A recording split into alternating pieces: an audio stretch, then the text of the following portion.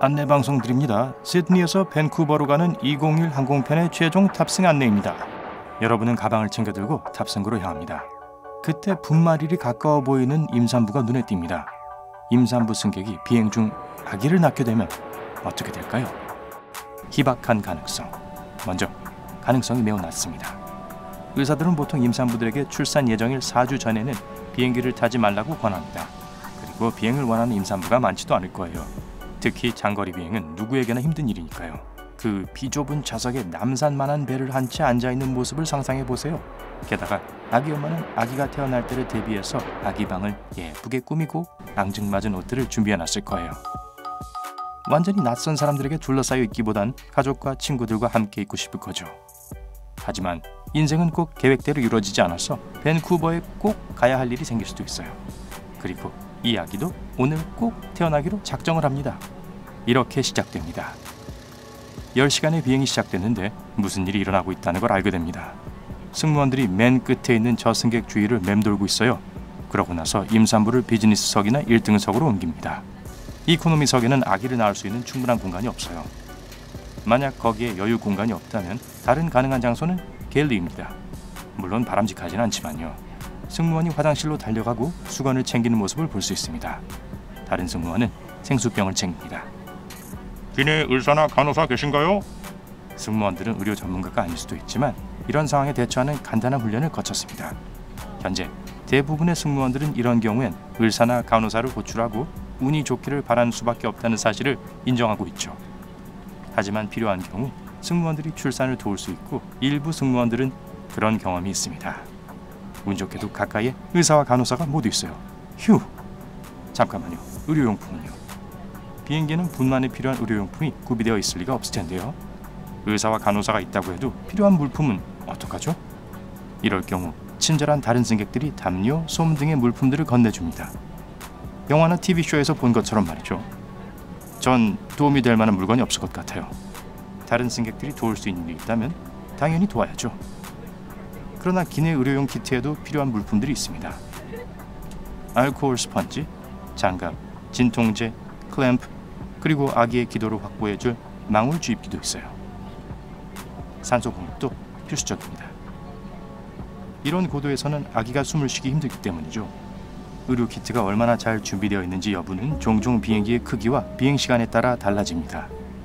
하지만 규정에 따르면 비상사태에 대비한 기본 물자를 확보하도록 하고 있어요. 비행 우회? 자, 우린 밴쿠버에 갈 수 있을까요? 아니면 조종사가 좀 더 가까운 곳에 착륙하게 될까요? 이기적으로 들리겠지만 전 환승할 비행기를 경유할 시간이 좀 촉박해요. 농담이에요. 비상 착륙은 가능하지만 항상 가능한 것은 아니며 피하는 것이 최선입니다. 조종사와 승무원이 항상 고려하는 것은 비상 상황 그 자체이며 비행기가 현재 있는 위치입니다. 임산부가 우회 지점에 도달할 때까지 기다릴 수 있는 상황인가요? 기내 치료를 받으면 더 위험해질까요? 의료 봉사자와 승무원이 위급한 상황을 감당해낼 수 있을까요? 승객 중 의료 관계자가 없다면요. 그럼 승무원들이 알아서 해야 하나요? 우회 취소. 이번 기내 분만의 경우는 성공적이고 안전하게 목적지에 도착할 수 있는 조건을 모두 갖춘 것 같네요. 의사와 간호사가 탑승했고 임산부의 상태도 양호합니다. 비교적으로요. 장담하건대 임산부는 태평양 상공 약 10,000m에서 아기를 낳을 계획은 없었을 거예요. 임산부가 임신 기간 내내 주치의와 의논했던 분만에 대비한 준비 사항들은 이제 모두 소용이 없게 됐네요. 하지만 시간 낭비는 아니었을 거예요. 조종사가 할 일은 항공교통관리국에 의료 비상사태를 선포하고 비행기가 우선 착륙할 수 있도록 하는 겁니다. 나머지 승객들은요. 분명한 건 지금은 승무원 호출 버튼을 누르고 커피 한 잔, 담요 한 잔, 기내 엔터테인먼트 화면을 도와달라고 요청할 때가 아니라는 겁니다. 왜 안 되죠? 승무원들은 정신이 없고 이제 이 여행은 인도주의적인 비행이 되었거든요. 생명을 구하는 것이 이 시점에서 가장 중요하죠. 그렇다고 해서 모든 승무원이 이 분만을 돕기 위해 자신들의 가장 중요한 임무를 미룬다는 건 아닙니다. 여전히 확인해야 할 안전 프로토콜이 있습니다. 착륙 준비를 하려면 선실을 준비해야 합니다. 모든 것이 단단하게 고정되어 있습니까? 다른 승객들은 모두 잘 지내고 있나요? 이 비행기에 다른 응급 환자가 있나요? 기내 엔터테인먼트가 제대로 작동하지 않으면 제가 응급 환자가 될지도 몰라요. 어쩔 수 없죠. 오늘 비행에는 더 중요한 일이 벌어지고 있으니까요. 생일 축하해요. 그때 아기의 첫 울음소리가 들립니다. 잠시 후 조종사는 새로운 승객을 맞이합니다. 모두들 박수를 치며 깊은 안도의 한숨을 쉽니다. 남자 아기가 세상에 태어났고 우리가 착륙하고 나서 할 이야기거리를 만들어줬어요. 이름 짓기. 기내에서 태어난 아기가 분만을 도운 자원봉사 의사나 승무원의 이름을 따서 이름이 붙여진 경우가 있었어요. 버진 애틀랜틱 항공편에는 태어난 아기 버지니아가 있었어요. 항공사가 새로 태어난 승객의 이름을 따서 항공기의 이름을 바꾼 사례도 있습니다. 2019년 2월 젯블루 항공사의 경우처럼요. 그런데 그 비행기는 이미 Born to be Blue라고 불렸어요. 우연치곤 대단하죠. 아기가 위험하다고요? 하지만 최연소 여행자는 괜찮을까요? 스카이본이라고도 하는 비행 중 태어난 아기들은 위험에 처할 수 있어요. 비행기가 결코 출산하기에 적합한 장소가 아니기 때문이죠. 분만실처럼 무균 상태도 아니고 공기도 희박하고 건조하고 기내는 신생아에겐 너무 추워요. 조종사가 비행기를 착륙시킬 때까지 아기와 엄마를 안전하게 지키려면 특별한 주의를 기울여야 합니다. 그럼 아기 국적은요? 좋아요. 아기가 태어난 곳은 비행기 아니지만 시민권은요? 호주 국민인가요? 캐나다 국민인가요? 태평양 오세아니아인? 델타 항공 국적이요? 아기의 시민권은 까다로운 문제가 될 수 있는데 국적에 관해서는 나라마다 규칙이 다르기 때문입니다. 많은 경우 아기는 자동적으로 엄마의 국적을 따릅니다. 또 어떤 경우엔 자동으로 아빠의 국적을 따르기도 하죠. 아기가 미국 해역이나 영국 내에서 태어났다면 미국인이 됩니다. 하지만 자동으로 미국 국적을 갖게 하기 위해 기내에서 아기를 낳기로 결정하기 전에 이걸 확인해 보세요. 몇 년 전 한 임산부가 비행기를 미국 영토에 착륙시키라고 강요한 적이 있었습니다. 아기에게 미국 국적을 주기 위해서요. 글쎄요. 아기 엄마의 소원은 이루어졌지만 어떤 대가를 치러야 했을까요? 항공사는 아기 엄마에게 항공 우회로 인해 발생한 비용을 3만 달러 이상 청구했습니다. 그래도 오해하지는 마세요. 이 이야기는 예외에 가깝습니다.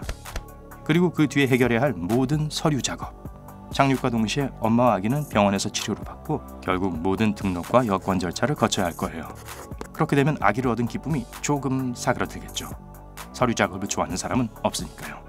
적어도 아기 엄마는 공항에서 보안 검색을 거칠 필요는 없었겠지만요. 캐나다로 정확히 어떤 물건을 들여오시는 건가요, 부인? 오, 아기네요. 아기가 유효한 여권과 비자가 있나요? 물론 이런 상황에서 세관 통과 절차는 생략될 거예요.